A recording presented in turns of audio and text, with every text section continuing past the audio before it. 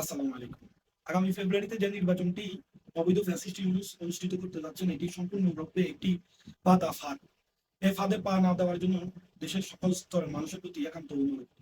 এটিকে কেন পাতা ফাঁদ বললাম তার বিস্তারিত আপনাদেরকে একটু খুলে বলছি। অবশ্যই সম্পূর্ণ ভিডিওটি দেখবেন।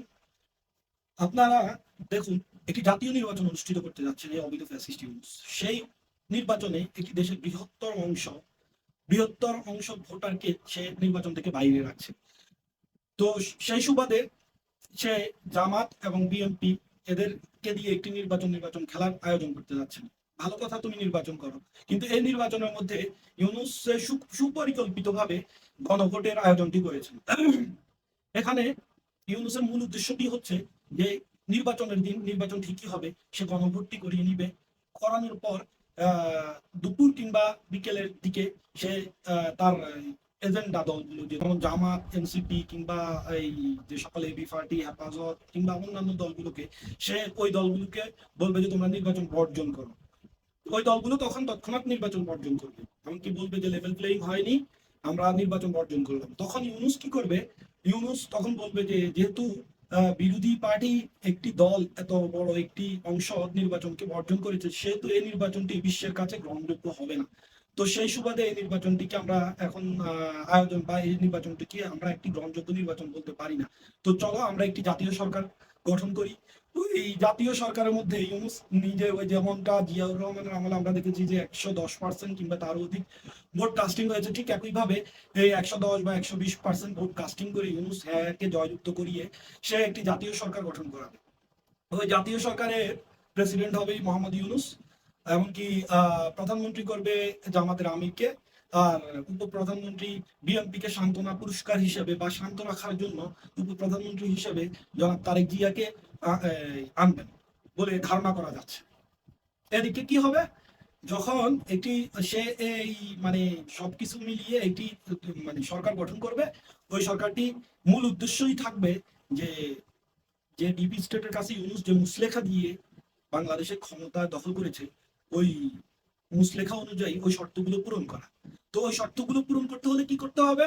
একটি যুদ্ধ বাঁধাতে হবে। তখন সে কি করবে? ভারতের সাথে এই যুদ্ধের একটি যুদ্ধ খেলার একটি আয়োজন করবে।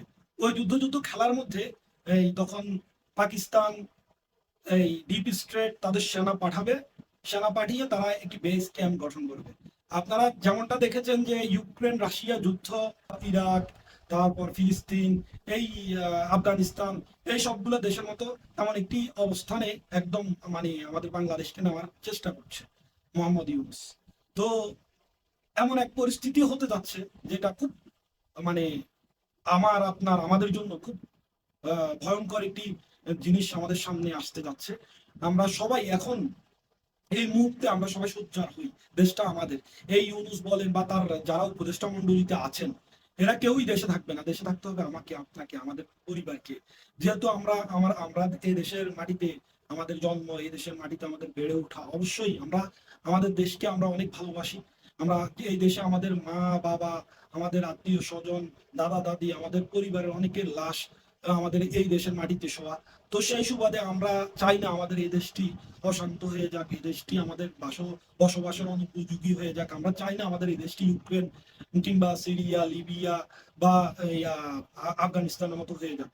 তো আমি আপনাদের সকলের নিকট অনুরোধ করব, সকলের নিকট একান্তই অনুরোধ করব, আপনারা 5ই আগস্ট আপনারা হয়তো বা বুঝতে পারেননি, আপনাদেরকে যে কোনো আপনাদের মনে ক্ষোভ ছিল, ওই ক্ষোভটাকে ওই স্বল্প ক্ষোভটাকে তারা পুঁজি করে এত বড় একটি ঘটনা ঘটিয়েছে, যা আপনারা এখন রিয়েলাইজ করছেন।